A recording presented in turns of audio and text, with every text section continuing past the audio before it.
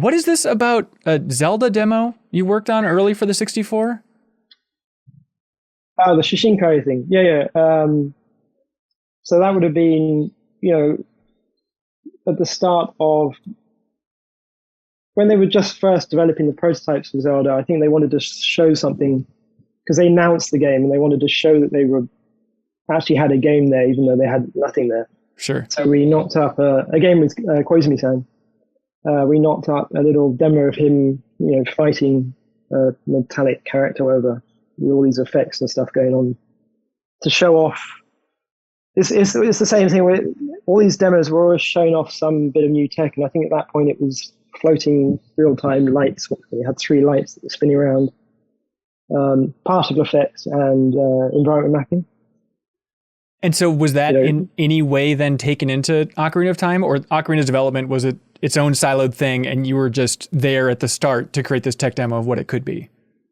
Yeah. We were just basically making a sort of a demo of what it could look like, very completely separate from the actual game. But it's funny you mentioned that because recently I found an old directory of source code that I sort of backed up, and it was the first map of Zelda, 64 Zelda, is with the castle, Hyrule Castle, whatever it is. Yeah.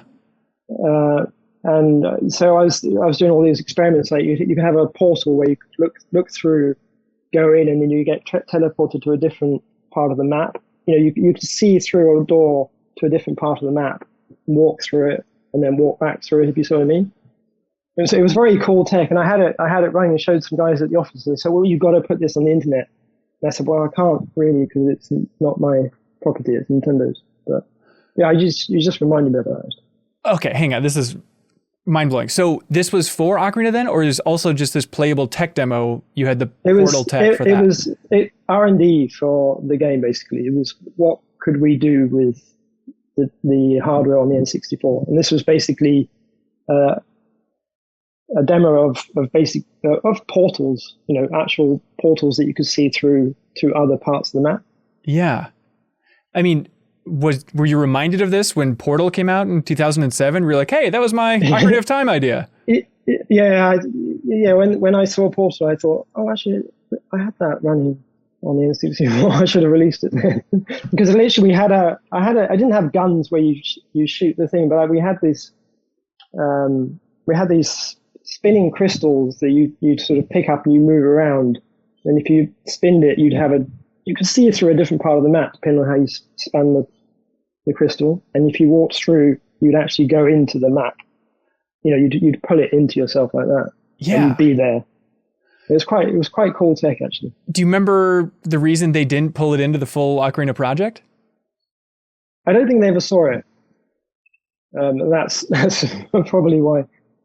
How does that work? How do you spend so much time making something so cool as a tech demo for what Zelda could be on the 64 and then they don't see it?